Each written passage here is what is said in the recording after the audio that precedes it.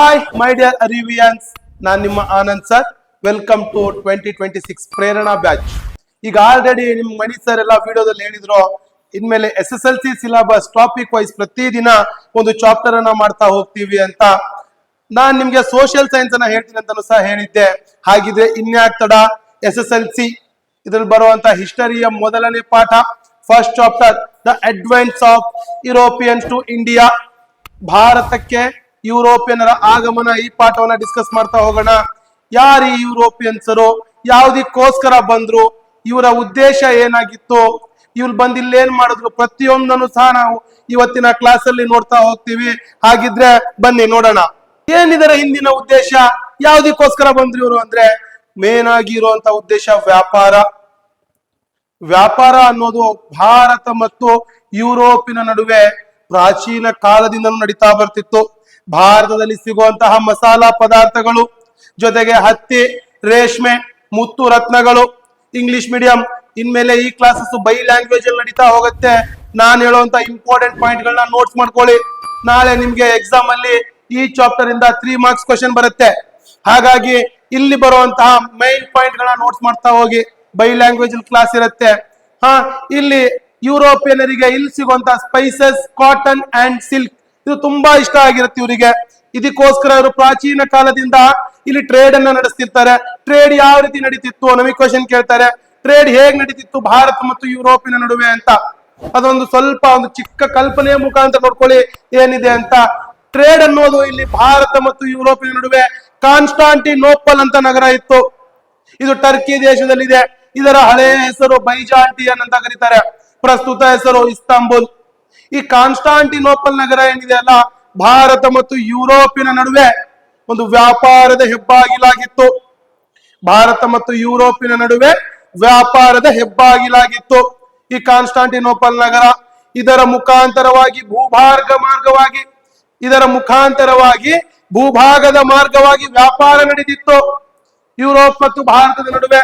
ಇದೇ ರೀತಿ ವ್ಯಾಪಾರ ನಡಿಬೇಕಾದ್ರೆ ಸಡನ್ ಆಗಿ ಒಂದು ದಿನ ಅಟೋಮನ್ ಟರ್ಕರ 2ನೇ ಮೆಹಮತ್ ಅಲಿ ಅನ್ನೋ ದೊರೆ ಈ ಕಾನ್ಸ್ಟಾಂಟಿನೋಪಲ್ ನಗರವನ್ನ ವಶಪಡಿಸ್ಕೊಂಡ್ಬಿಡ್ತಾನೆ. ದ ಫಾಲ್ ಆಫ್ ಕಾನ್ಸ್ಟಾಂಟಿನೋಪಲ್ ಅಂತ ಕರಿತೀವಿ.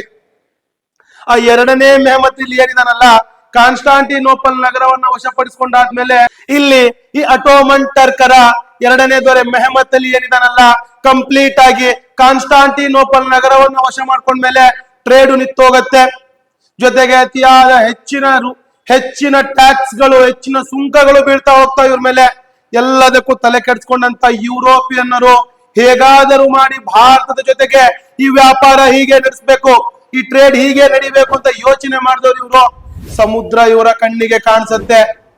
ಭಾರತಕ್ಕೆ ಹೇಗಾದ್ರೂ ಮಾಡಿ ಹೊಸ ಜಲ ಮಾರ್ಗವನ್ನ ಕಂಡಿಡಿದ್ರೆ ಕಡಿಮೆ ಟ್ಯಾಕ್ಸ್ ಕಟ್ಬಿಟ್ಟು ಈಸಿ ರೂಪದಲ್ಲಿ ನಾವು ಇಲ್ಲಿ ಟ್ರೇಡ್ ಅನ್ನ ಮಾಡಬಹುದು, ಭಾರತವನ್ನ ತಲುಪಬಹುದು ಅಂತ ಯೋಚನೆ ಮಾಡಿದಂತವ್ರು ಇವರು. ಇವರ ಕಣ್ಣಿಗೆ ಸಮುದ್ರ ಬಿತ್ತಲ್ಲ, ಆ ಸಮುದ್ರ ಬಿದ್ದಾಗ ಇಲ್ಲಿದ್ದಂತಹ ಅರಸ ಲಿಸ್ಬನ್ ಇದೇನಿದೆಲ್ಲ ಪೋರ್ಚುಗೀಸ್ ನ ಕ್ಯಾಪಿಟಲ್ ಸಿಟಿ, ಇಲ್ಲಿ ಅರಸ ಇರ್ತಾನೆ 2ನೇ ಹೆನ್ರಿ. ಅವನು ಆ ಲಿಸ್ಬನ್ ಕರಾವಳಿ ತೀರದ ಮೇಲೆ ಒಂದು ನೌಕಾಯಾನ ತರಬೇತಿ ಶಾಲೆಯನ್ನು ಸ್ಥಾಪನೆ ಮಾಡ್ತಾನೆ. ಮಾಡೋದ್ರ ಜೊತೆಗೆ ಅಲ್ಲಿದ್ದಂತ ನಾವಿಕರಿಗೆ ಭಾರತಕ್ಕೆ ಹೊಸ ಜಲ ಮಾರ್ಗವನ್ನ ಕಂಡಿದ್ದಕ್ಕೆ ಪ್ರೋತ್ಸಾಹ ಕೊಡ್ತಾನೆ. ನೌಕಾಯಾನ ತರಬೇತಿ ಶಾಲೆ ಸ್ಥಾಪನೆ ಆಗತ್ತೆ ಇಲ್ಲಿ. ತಮ್ಮ ಅಲ್ಲೇ ನೋಡ್ತಿ, ಇಲ್ಲಿ ನೋಡ್ 10th ಪಾಸ್ ಹಾಕಿ ಹಿಂಗ್ ಹೇಳ್ತಾ ಇವನು ಅಲ್ಲಿದ್ದಂತ ನಾವಿಕರಿಗೆಲ್ಲ ಪ್ರೋತ್ಸಾಹ ಕೊಡಕ್ ಸ್ಟಾರ್ಟ್ ಮಾಡ್ತಾನೆ ಇವನು. ಪ್ರೋತ್ಸಾಹ ಕೊಟ್ಟಾಗ ಭಾರತಕ್ಕೆ ಜಲ ಮಾರ್ಗವನ್ನ ಕಂಡುಹಿಡಿಯೋದಿಕ್ಕೆ ಇಲ್ಲಿ ಹಲವಾರು ವ್ಯಕ್ತಿಗಳು ಪ್ರಯತ್ನ ಪಡ್ತಾರೆ. ನಮ್ಗೆಲ್ಲ ಏನ್ ಗೊತ್ತಿದೆ, ವಾಸ್ಕೋಡಗಾಮ ಅಂತ ಅಲ್ಲ, ಇವನಿಗಿಂತ ಮುಂಚೆ ಹಲವಾರು ಜನರು ಪ್ರಯತ್ನ ಪಟ್ಟರು ಭಾರತಕ್ಕೆ ಹೊಸ ಜಲಮಾರ್ಗವನ್ನ ಕಂಡುಹಿಡಿಯೋದಿಕ್ಕೆ. ಹಾಗಿದ್ರೆ ಫಸ್ಟ್ ಪರ್ಸನ್ ಯಾರು ಭಾರತಕ್ಕೆ ಜಲಮಾರ್ಗವನ್ನ ಕಂಡುಹಿಡಿಯೋದಿಕ್ಕೆ ಪ್ರಯತ್ನ ಪಟ್ಟಂತ ಮೊದಲ ವ್ಯಕ್ತಿನೇ ಬಾರ್ತಲೋಮಿಯೋ ಡಯಾಸ್ ಅಂತ. 1486ರಲ್ಲಿ ಲಿಸ್ಬನ್ ಹಡಗುಕಟ್ಟೆ, ನೋಡಿ ಇಲ್ಲಿ PPT ಕಾಣಿಸ್ತಾ ಇದೆ ನಿಮ್ಗೆ, ಇದು ವರ್ಲ್ಡ್ ಮ್ಯಾಪ್. ಇದು ಲಿಸ್ಬನ್ ಬಂದರಿನಿಂದ ಅವನೇನು ತನ್ನ ಪ್ರಯಾಣವನ್ನ ಸ್ಟಾರ್ಟ್ ಮಾಡ್ತಾನಲ್ಲ, ಲಿಸ್ಬನ್ ಬಂದರಿಂದ ತನ್ನ ಪ್ರಯಾಣವನ್ನ ಸ್ಟಾರ್ಟ್ ಮಾಡಿದಾಗ ಇವನ್ ಬರ್ತಾನೆ. ಅಲ್ಲಿಂದ ಬಂದ ಇವನು ದಕ್ಷಿಣ ಆಫ್ರಿಕಾದ ತುದಿಯ ಮೇಲೆ ಬಂದ ತಕ್ಷಣ ಜೋರಾದ ಬಿರುಗಾಳಿಗಳು ಬೀಸಕ್ ಸ್ಟಾರ್ಟ್ ಆಗತ್ತೆ. ಯಾವ ರೀತಿ ಬೀಸಕ್ ಸ್ಟಾರ್ಟ್ ಆಗತ್ತೆ ಅಂದ್ರೆ, ಮನೇಲಿ ಹೆಂಡತಿ ಮಕ್ಕಳನ್ನ ಬಿಟ್ಟು ಬಂದಿದ್ದ, ಅವರೆಲ್ಲಾ ನೆನಪಾಗಕ್ ಸ್ಟಾರ್ಟ್ ಆದ್ರು ಇವನಿಗೆ. ನನಗೆ ಇಲ್ಲೇನಾದ್ರೂ ಆದ್ರೆ ನಾನು ಸತ್ತು ಹೋಗ್ತೀನಿ, ಹೆಂಡತಿ ಮಕ್ಕಳಿಗೆ ಏನ್ ಕತೆ ಅಂತ ಯೋಚನೆ ಮಾಡೋ ಟೈಮಲ್ಲಿ ಬಿರುಗಾಳಿಗಳು ತುಂಬಾ ರಭಸದಿಂದ ಬೀಸ್ತಿತ್ತು. ಆ ರಭಸದಿಂದ ಬಿರುಗಾಳಿಗಳೇನ್ ಬೀಸ್ತಿತ್ತಲ್ಲ, ಅದರ ಒತ್ತಡಕ್ಕೆ ಹಡಗು ತಿರುಗ್ಬಿಡುತ್ತೆ. ಇಲ್ಲಿ ಪಿಪಿಟಿ ಶೋ ಆಗ್ತಿದೆ ನೋಡ್ರಿ, ಮಾರ್ಗ ಹೇಗಿದೆ ಯುರೋಪಿನಿಂದ ಭಾರತ ತಲುಪುವ ಮಾರ್ಗ ಅಂತ. ಅದು ಬಿರುಗಾಳಿಗೆ ತಿರುಗೋಗತ್ತೆ. ತಿರುಗಿದ ತಕ್ಷಣ ಮತ್ತೆ ಅಲ್ಲಿಂದ ವಾಪಸ್ ಹೋಗ್ತಾನೆ. ಬದುಕಿದ್ದೇ ಜಾಸ್ತಿ ನಾನು ಅನ್ಕೊಂಡ್ ಮತ್ತೆ ಲಿಸ್ಬನ್ನಿಗೆ ಹೋಗಿ ಸೇರ್ಕೊತಾನೆ. ಲಿಸ್ಬನ್ನಿಗೆ ಸೇರ್ಕೊಂಡಾಗ ಅಲ್ಲೊಬ್ಬ ಅರಸ ಇರ್ತಾನೆ. ಇವ್ನು ಲಿಸ್ಬನ್ನಿಗೆ ವಾಪಸ್ ಹೋಗಿ ಸೇರ್ಕೊಂಡಲ್ಲ, ಸುಮ್ನೆ ಸೇರ್ಕೊಳ್ಳಲ್ಲ. ಇಲ್ಲಿ ನಾನು ನಿಮ್ಗೆ ಪಿಪಿಟಿ ನೋಡಿ, ಇಲ್ಲಿ ದಕ್ಷಿಣ ಆಫ್ರಿಕಾದ ತುತ್ತ ತುದಿ ಏನಿದೆಯಲ್ಲ, ಈ ತುತ್ತ ತುದಿ ಇದಕ್ಕೊಂದು ಹೆಸರು ಕೊಟ್ಟು ಹೋಗ್ತಾನೆ ಅವನು, ಸುಮ್ನೆ ಹೋಗಲ್ಲ. ದ ಕೇಪ್ ಆಫ್ ಸ್ಟಾರ್ಮ್ಸ್ ಅಂತ, ಕನ್ನಡದಲ್ಲಿ ಬಿರುಗಾಳಿಗಳ ಭೂಶಿರ ಅಂತ ಹೆಸರು ಕೊಟ್ಟು ಹೋಗ್ತಾನೆ. ಇವೇನ್ ಬಿರುಗಾಳಿಗಳ ಭೂಶಿರ ಅಂತ ಹೆಸರು ಕೊಟ್ಟು ಹೋಗ್ತಾನಲ್ಲ, ಅದನ್ನ ಹೋಗಿ ಅಲ್ಲಿ ವಿವರಿಸ್ತಾನೆಲ್ಲ ಏನ್ ನಡೀತು ಅಂತ. ಜಾನ್ ಹತ್ರ, ಎರಡನೇ ಜಾನ್ ಇದ್ದ ಅಲ್ಲಿ. ಅವ್ನ್ ಕೇಳ್ತಾನೆ, ಯಾಕ್ಲೆ ತಮ್ಮ ಅಲ್ಲಿಂದ ರಿಟರ್ನ್ ಬಂದೆ, ಯಾಕೆ ದಾರಿ ಕಂಡಿಡಿಲಿಲ್ಲ ಅಂತ. ಇವ್ನು ಹೇಳ್ತಾನೆ, ಸರ್ ತುಂಬಾ ಜೋರಾಗಿ ಬಿರುಗಾಳಿಗಳು ಬೀಸ್ತಿತ್ತು, ಮನೇಲಿ ಬೇರೆ ಹೆಂಡತಿ ಮಕ್ಳು ಇಬ್ರೇ ಇದ್ರು, ಬಿಟ್ಟೋಗ್ಬಿಟ್ಟಿದೆ, ಇವ್ರಿಗೆಲ್ಲ ಯಾರ್ ಕತೆ ಅಂತ ಕೇಳ್ತಾನೆ ಇವನು. ಹೇಳಿದಾಗ ಅಲ್ಲಿ ಯಾವ್ದಾರ ಭೂ ಪ್ರದೇಶ ಇತ್ತ ಅಂತ ಕೇಳಿದಾಗ ಇವನು ಅದಕ್ಕೆ ಉತ್ತರಿಸ್ತಾನೆ, ಎಸ್ ಸರ್ ಇತ್ತು ಅಂತ.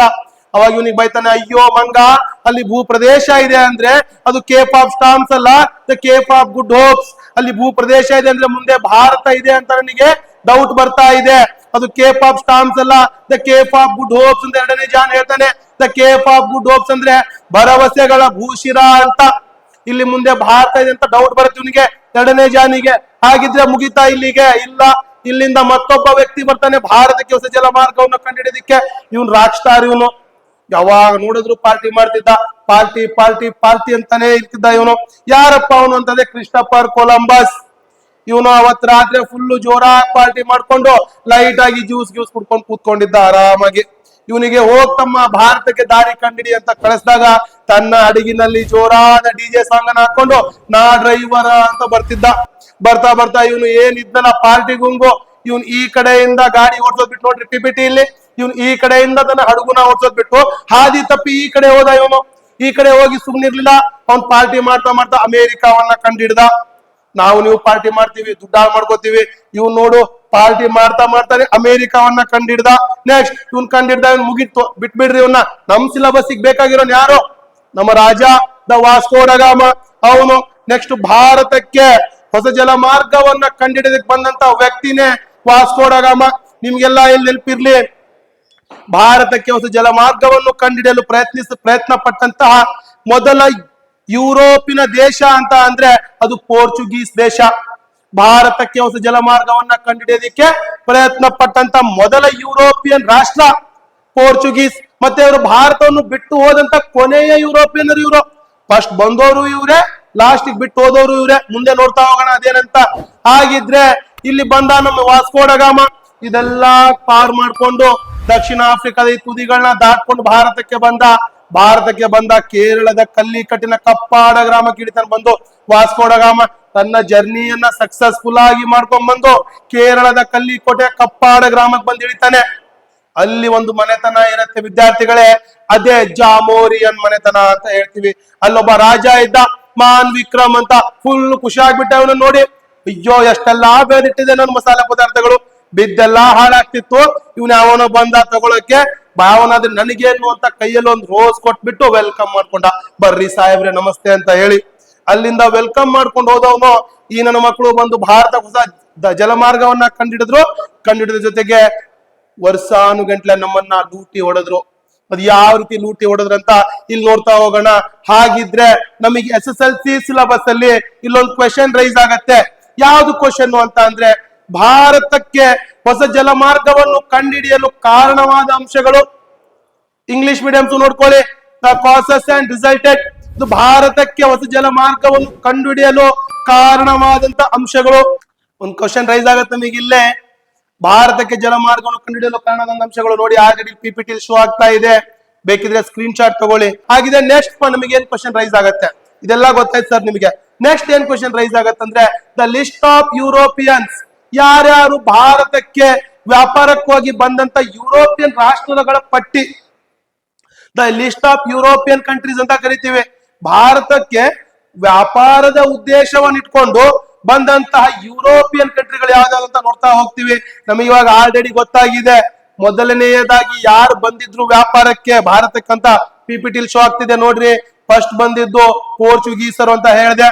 ಆದ್ರೆ ಮೊದಲ ವ್ಯಕ್ತಿ ಯಾರು ಬಂದವನು ಅಂದ್ರೆ ವಾಸ್ಕೋ ಡ ಗಾಮ. 1498 1498 ಅಲ್ಲಿ ಇವನ್ ಬರ್ಬೇಕಾದ್ರೆ ಸಾಹೋ ಗ್ಯಾಬ್ರಿಯಲ್ ಅಂತ ಒಂದು ಹಡಗಿನ ಜೊತೆಗೆ ಬರ್ತಾನೆ. ಇವನ್ ಬಂದಂತ ಹಡಗ ಹೆಸರದು ಸಾಹೋ ಗ್ಯಾಬ್ರಿಯಲ್. ದೆನ್ ಇವರಾದ್ಮೇಲೆ ಡಚ್ಚರು ಬಂದ್ರು. ನಿಮಗೆಲ್ಲ ಬುಕ್ಸ್ ಅಲ್ಲಿ ಬರೀ ಬಂದೋರು ಯಾರು ಏನು ಕೊಟ್ಟಿಲ್ಲ, ಯಾರು ಯಾವ ಕಂಟ್ರಿ ಬಂತು ಅಂತ ಕೊಟ್ಟಿದ್ದಾರೆ. ನಾನ್ ನಿಮಗೆ ಡೇಟ್ ಜೊತೆಗೆ ನಿಮಗೆ ಯಾರು ಬಂದ್ರು ಫಸ್ಟ್ ವ್ಯಕ್ತಿ ಅನ್ನೋದನ್ನ ಹೇಳ್ತೀನಿ, ನೋಟ್ ಮಾಡ್ಕೊಳ್ರಿ. ಇಲ್ಲ ಅಂದ್ರೆ PPT ಶೋ ಆಗ್ತಿದೆ, ಇಲ್ಲಿ ಸ್ಕ್ರೀನ್ ಶಾಟ್ ತಗೊಳ್ರಿ. ಹಾಗಿದ್ರೆ ಸೆಕೆಂಡ್ ಬಂದಂತ ಯುರೋಪಿಯನ್ ಕಂಟ್ರಿ ಯಾವುದು? ಡಚ್ಚರು. ಡಚ್ಚರು ಸೆಕೆಂಡ್ ಬರ್ತಾರೆ ಇಲ್ಲಿ. ಡಚ್ಚರು ಸೆಕೆಂಡ್ ಬಂದ್ರು ಅಂದ್ರೆ ಇಲ್ಲಿ ಇನ್ನೊಂದು ಕ್ವಶನ್ ರೈಸ್ ಆಗತ್ತೆ ನಿಮಗೆ.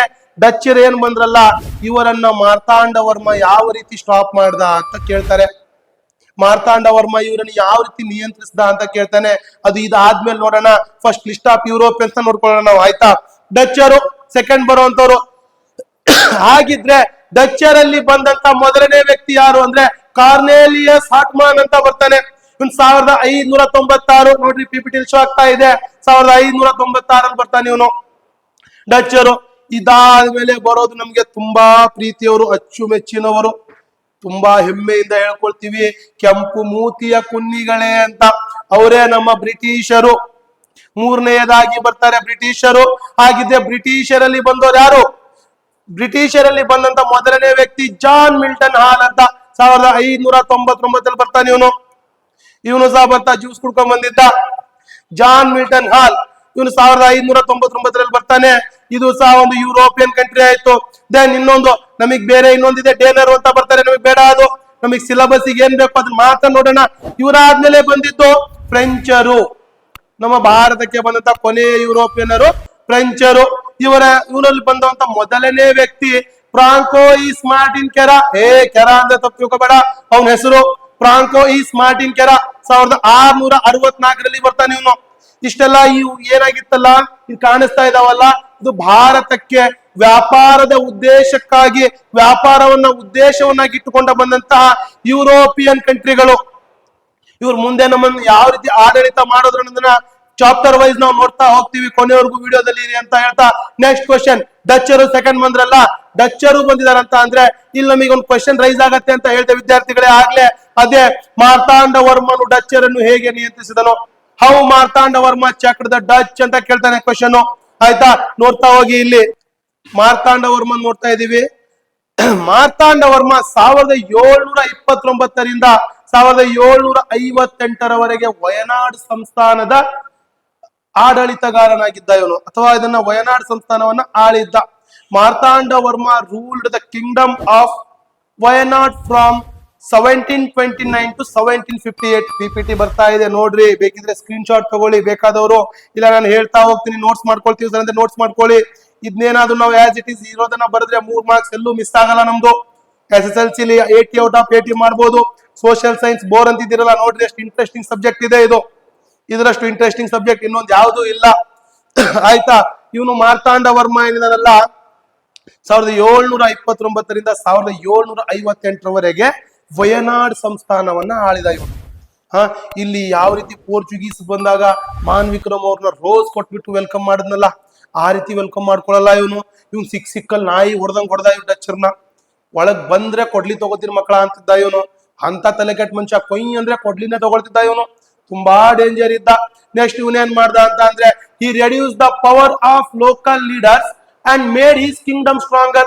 ಇವನು ಅಲ್ಲಿದ್ದಂತ ಸ್ಥಳೀಯ ಪಾಳೆಗಾರರು ಇವರ ಏನ್ ಸ್ಟ್ರೆಂತ್ ಇದೆಯಲ್ಲ, ಇವರ ಪವರ್ ಅನ್ನ ಕಡಿಮೆ ಮಾಡ್ಕೊಂಡು ತನ್ನ ತಮ್ಮ ಸಂಸ್ಥಾನದ ಶಕ್ತಿಯನ್ನ ಇವನ್ ಜಾಸ್ತಿ ಮಾಡ್ಕೊಂಡ. ಆಟೋಮೆಟಿಕ್ ಆಗಿ ಇವನ್ ಪವರ್ ಜಾಸ್ತಿ ಆಗೋಯ್ತು. ಅವಾಗ ಡಚ್ಚರಿಗೆ ಆಟೋಮೆಟಿಕ್ ಭಯ ಕುತ್ಕೊಂಡ್ಬಿಡ್ತು, ಈ ಮನುಷ್ಯ ಸರಿ ಇಲ್ಲ, ತಲೆ ಕೆಟ್ಟನವನು, ಹೆಂಗ್ ಬೇಕು ಹಂಗೆ ಹೊಡಿತಾನೆ, ಸವಾಸಕ್ಕೆ ಹೋಗ್ಬಾರ್ದು ಅಂತ ಮಾಡ್ತಾನೆ.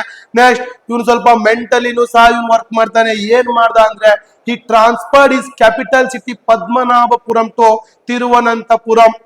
ಇವನ ಕ್ಯಾಪಿಟಲ್ ಸಿಟಿ ರಾಜಧಾನಿ ಏನಾಗಿತ್ತಲ್ಲ ಪದ್ಮನಾಭಪುರಂ, ಇದರಿಂದ ತಿರುವನಂತಪುರಂಗೆ ಇವನು ತನ್ನ ರಾಜಧಾನಿಯನ್ನ ವರ್ಗಾವಣೆ ಮಾಡ್ಕೊಳ್ತಾನೆ. PPT ಶೋ ಆಗ್ತಾ ಇದೆ, ನೋಟ್ಸ್ ಮಾಡ್ಕೊಳ್ಳಿ, ತುಂಬಾ ಇಂಪಾರ್ಟೆಂಟ್ ನೋಟ್ಸ್ ಇದು. ತನ್ನ ರಾಜಧಾನಿಯನ್ನ ಇವನು ವರ್ಗಾವಣೆ ಮಾಡ್ಕೊತಾನೆ. ಇದು ಮಾಡೋದ್ರ ಜೊತೆಗೆ ಇವನ್ ಏನ್ ಮಾಡ್ತಾನೆ ಅಂತ ಅಂದ್ರೆ in 1741 he defeated the Dutch East India Company in Battle of Colchel ಅಂತ ಬರುತ್ತೆ. ಕೋಲ್ಚೆಲ್ ಕದನದಲ್ಲಿ ಡಚ್ ಈಸ್ಟ್ ಇಂಡಿಯಾ ಕಂಪನಿನ ಸೋಲಿಸ್ತಾನೆ ಇವನು. ಸೋಲ್ಸೋದ್ರ ಜೊತೆಗೆ ಇಲ್ಲಿ ನೋಡಿ PPT ಶೋ ಆಗ್ತಿದೆ, ಇವರ ಒಬ್ಬ ದಂಡನಾಯಕ ಇರ್ತಾನೆ, ಆರ್ಮಿ ಕಮಾಂಡರ್ ಡಿ ಲ್ಯಾನೋಯ್ ಅಂತ. Dutch East India company army commander ಇರ್ತಾನೆ ಡಿ ಲ್ಯಾನೋಯ್. ಇವನನ್ನ ಏನ್ ಮಾಡ್ತಾನೆ ಅಂತ ಅಂದ್ರೆ ಅದೇ ಯುದ್ಧದಲ್ಲಿ ಸೋಲ್ಸ್ಬಿಟ್ಟು ತನ್ನ ಆರ್ಮಿಲಿ ಸೇರ್ಸ್ಕೊಂಡ್ಬಿಡ್ತಾನೆ. ಈ ಡಿ ಲ್ಯಾನೋಯ್ನ ನೋಡ್ರಿ, ಎಷ್ಟು ಮಾನಸಿಕ ಆಗಿರ್ಬೇಡ ಹುಡುಗವ ಪಾಪ ಡಿ ಲ್ಯಾನೋಯ್. ಅವನನ್ನೇ ನಾಯಿ ಹೊಡೆದು ಅವನನ್ನೇ ಕರ್ಕೊಂಡು ಹೋಗಿ ಮಾರ್ತಾಂಡ ವರ್ಮ ತನ್ನ ಸೇನೆಯಲ್ಲಿ ಹಾಕೊಂಡ್ಬಿಡ್ತಾನೆ. ಹಾಕೊಂಡ್ ಸುಮ್ನೆ ಕೂರ್ಸಲ್ಲ, 3 ಹೊತ್ತು ಊಟ ಹಾಕಿ ಇವನ್ ಏನ್ ಮಾಡ್ತಾನಂದ್ರೆ, ಇಲ್ಲಿ ನೋಡಿ ನೆಕ್ಸ್ಟ್ ಪಾಯಿಂಟ್ ಇದೆ, ಯುರೋಪಿಯನ್ ಟೆಕ್ನಿಕ್ಸ್ ಏನಿದೆಯಲ್ಲ, European war techniques, European military techniques, ಅದನ್ನ ತನ್ನ ಸೇನೆಗೆ ಕಲ್ಸ್ಕೊಡ್ತಾನೆ ಇವನಿಂದ. ಯಾರಿಂದ ಅಂದ್ರೆ ಡಿ ಲ್ಯಾನೋಯ್ ಇಂದ. ನೋಡ್ರಿ, ಡಚ್ಚರು ಅವನ ಕೈಯಲ್ಲಿ ಸಿಕ್ಕ ಪಾಪ ಹುಡುಗ, ಅದು ಸಿಕ್ಕು ಇವನ ಹತ್ರನೇ ಹೊಡ್ಸ್ಕೊಂಡು ನೆಕ್ಸ್ಟ್ ಇವನ ಸೇನೆಗೆನೆ ಟ್ರೈನ್ ಅಪ್ ಮಾಡ್ದ. ಎಷ್ಟಾದ್ರೂ ಮಾನಸಿಕ ಆಗಿರ್ಬೇಡ ಅವನು. ಹಿಂಗ್ ನಿಮ್ಗಾದ್ರೆ ನೆಕ್ಸ್ಟ್ ಇನ್ನೇನ್ ಮಾಡ್ತಾನಂದ್ರೆ ಮಾಡರ್ನೈಸೇಷನ್ ಆಫ್ ಆರ್ಮಿ. ತನ್ನ ಸೇನೆ ಏನಿದೆಯಲ್ಲ ಆ ಸೇನೆಯನ್ನ ಆಧುನೀಕರಣಗೊಳಿಸ್ತಾನೆ. ಈ ರೀತಿ ಸ್ಮಾರ್ಟ್ ಮೂವ್ಗಳನ್ನ ಮಾಡ್ತಾ ಮಾರ್ತಾಂಡ ವರ್ಮನು ಡಚ್ಚರನ್ನ ಈಸಿಯಾಗಿ ನಿಯಂತ್ರಿಸ್ತಾನೆ. ಇದು ಏನಿದೆಯಲ್ಲ ಆಸ್ ಇಟ್ ಈಸ್ ಬರೀರಿ, ಹೋಗಿ ಕಂಟೆಂಟ್ ಅನ್ನ ಅರ್ಥ ಮಾಡ್ಕೊಳ್ಳಿ. ಕ್ಲಾಸ್ ಮಾಡ್ತಾ ಇದ್ದೀನಿ, ಇಲ್ಲಿ ಅರ್ಥ ಮಾಡ್ಕೊಳ್ಳಿ, ಈ ಪಾಯಿಂಟ್ ಗಳನ್ನ ತಗೊಳ್ಳಿ, ಓದ್ಕೊಳ್ಳಿ, ಹೋಗಿ ಎಕ್ಸಾಮ್ ಬರೀರಿ. 100ಗೆ ಔಟ್ ಆಫ್ 100, 20 ಮಾರ್ಕ್ಸ್ ಇಂಟರ್ನಲ್ಸ್ ಅಲ್ಲಿ ತಗೊಳ್ಳಿ, 80 ಔಟ್ ಆಫ್ 80. ಡೆಫಿನೆಟ್ಲಿ ನಮ್ ಅರಿವು ಇನ್ಸ್ಟಿಟ್ಯೂಟ್ ಚಾನಲ್ ನೋಡ್ತಾ ಇರಿ. ನಿಮಗೆ ಯಾವುದೇ ಒಂದು ಸಬ್ಜೆಕ್ಟ್ ಅಲ್ಲೂ ಸಹ ಮಾರ್ಕ್ಸ್ ಗಳು ಕಡಿಮೆ ಆಗಲ್ಲ. ನಮ್ಮ ಚಾನಲ್ ಅನ್ನ ಸಬ್ಸ್ಕ್ರೈಬ್ ಮಾಡ್ಕೊಳ್ಳಿ, ಜೊತೆಗೆ ಬೆಲ್ ಐಕಾನ್ ಅನ್ನ ಸಹ ಪ್ರೆಸ್ ಮಾಡಿ. ನಾವು ಹಾಕುವಂತ ಹೊಸ ವಿಡಿಯೋಗಳು ಎಲ್ಲರಿಗಿಂತ ಫಸ್ಟ್ ನಿಮಗೆ ಬಂದ್ ಸೇರುತ್ತೆ. ದೆನ್ ನೆಕ್ಸ್ಟ್ ನಾವು ಡಚ್ಚರ್ ನ ನೋಡಿದ್ವಿ, ಪೋರ್ಚುಗೀಸರ್ ನೋಡಿದ್ವಿ, ಡಚ್ಚರ್ ಅನ್ನು ನೋಡಿದ್ವಿ.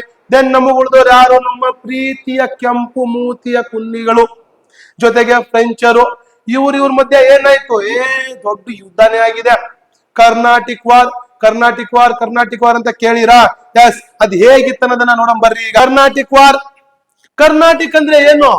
ಕರ್ನಾಟಕದಲ್ಲಿ ಕೊಡ್ಲಿ ಮಚ್ಚು ಕುಡ್ಗೋಲ್ ತಗೊಂಡು ಜಗಳ ಆಡಿದ್ರು ಇದೇ ಕರ್ನಾಟಿಕ್ ವಾರ್ ಅಲ್ಲ. ಕರ್ನಾಟಿಕ್ ವಾರ್ ಅಂದ್ರೆ ಕರ್ನಾಟಕ ಇದೊಂದು ಪ್ರದೇಶ, ತಮಿಳುನಾಡಿನ ಕೋರಮಂಡಲ ತೀರ ಏನಿದೆಯಲ್ಲ ಅದರ ಹಿಂದಿನ ಪ್ರದೇಶ ಇದೇ ಕರ್ನಾಟಿಕ್ ಅಂದ್ರೆ ನಮ್ ಕರ್ನಾಟಕ ಅಲ್ಲ. ಮಿಸ್ಟೇಕ್ ಮಾಡ್ಕೋಬೇಡ, ಇಲ್ಲಿ ಮಿಸ್ಟೇಕ್ ಮಾಡ್ಕೊಂಡ್ರೆ ಅಲ್ಲಿ ಮಿಸ್ಟೇಕ್ ಮಾಡ್ಕೋತೀಯ. ಅದಕ್ಕೆ ಇಲ್ಲಿ ಕರೆಕ್ಟ್ ಆಗಿ ಕೇಳು.